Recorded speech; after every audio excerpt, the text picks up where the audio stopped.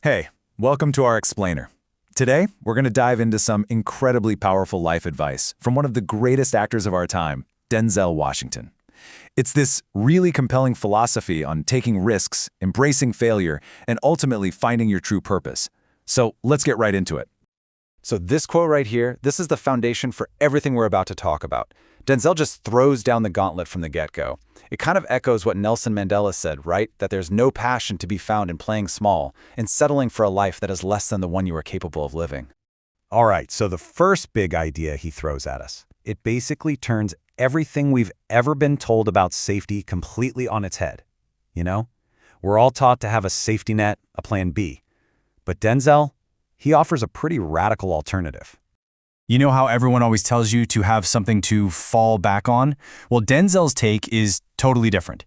He says if he's going to fall, he doesn't want to fall back on anything, except his faith. He wants to fall forward. Why? Because at least that way you can see what you're going to hit. Okay, so this leads us to his first major point about failure, and it's this. Failure isn't something you should try to dodge. You have to accept it, even embrace it. Because let's be real, it is absolutely 100% going to happen. All right, check out this number, 2,600. It belongs to the baseball legend Reggie Jackson. Any guesses what that represents? That is the number of times he struck out. We're talking the most strikeouts in the entire history of baseball. But here's the thing. We don't remember him for the strikeouts, do we? We remember him for the home runs. It just goes to show you, huge success often comes with a side of huge failure. Okay, here's another one for you. 1,000. This number is connected to one of the most famous inventors ever, Thomas Edison. Yeah, that's how many times he supposedly failed trying to invent the light bulb. But we don't think of them as failures, because that 1001st try, it worked. Every single one of those failures was just another step on the path to success. That, right there, is the perfect example of what it means to fall forward. Now, Denzel isn't just talking theory here, you know? He actually shares this really personal and honestly pretty hilarious story from his early days about a role he was absolutely convinced was made for him. So, picture this. He's at an audition for a big Broadway musical, and it goes completely wrong. For two reasons. First, his words, not mine, I can't sing. And second, his whole acting style, which is super realistic and subtle, was the total opposite of that huge, project to the back of the theater style you need for a musical. He just failed, big time. But here's the key, right? It's not that he failed, it's what he did after. He didn't quit. He didn't pack it in. He didn't go back to his plan B. He just walked right out of that theater and started getting ready for the next audition. And the one after that. And the one after that. And get this is the truly incredible part of the story. 30 years later, Denzel was back at the Court Theater, the very same theater where he'd failed that audition. Only this time, he was on that stage accepting a Tony Award for his role in the play, Fences. I mean, what an amazing full-circle moment. It just goes to show you what persistence can do. All right, his second point, and honestly, this one's kind of a gut punch. The idea is, if you're not failing, that doesn't mean you're successful. It actually means you're not even trying. You're not even in the game. And to really drive this home, he shares this incredible analogy from the speaker Les Brown. So I want you to imagine something. You're on your deathbed, and as you lie there, you realize you're not alone. The room is filled with ghosts.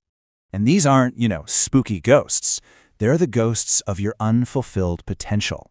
They're all the ideas you never acted on, all the talents you never used, and they're standing around you, angry and disappointed because you were the only one who could have given them life, and now they have to die with you. So the question he leaves us with is just chilling. How many of those ghosts are going to be standing around your bed when your time comes? It's a heavy thought for sure, and it really makes you think about the risks you're avoiding. Okay, so for Denzel's third point, he reframes failure as something incredibly useful. It's not just a roadblock, it's more like a compass. Sometimes failing is actually the best way to find out which direction you're supposed to be heading. And his own life story is the perfect example of this. I mean, his college career was a mess. He started out pre-med, that didn't work. Switched to pre-law, nope. Then journalism, and finally, just flunked out with a 1.8 GPA. It was basically one failure after another. So there he is, he's 20 years old, he's hit rock bottom, and he's working in his mom's beauty salon.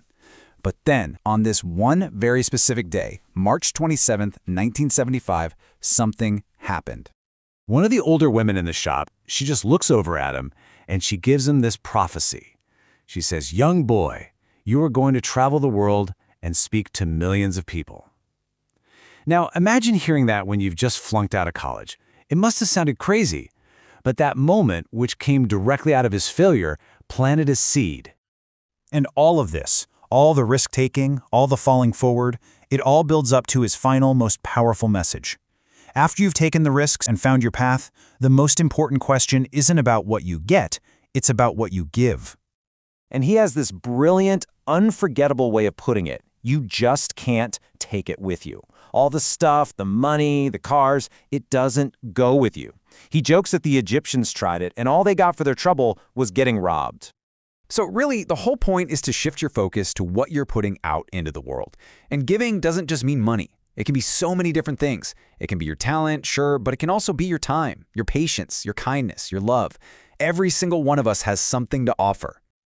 And that's really the question he leaves us with, and the one I want to leave you with, too. It's not about how much you have. It's not about your list of successes or failures. It all comes down to this. What are you going to do with what you have?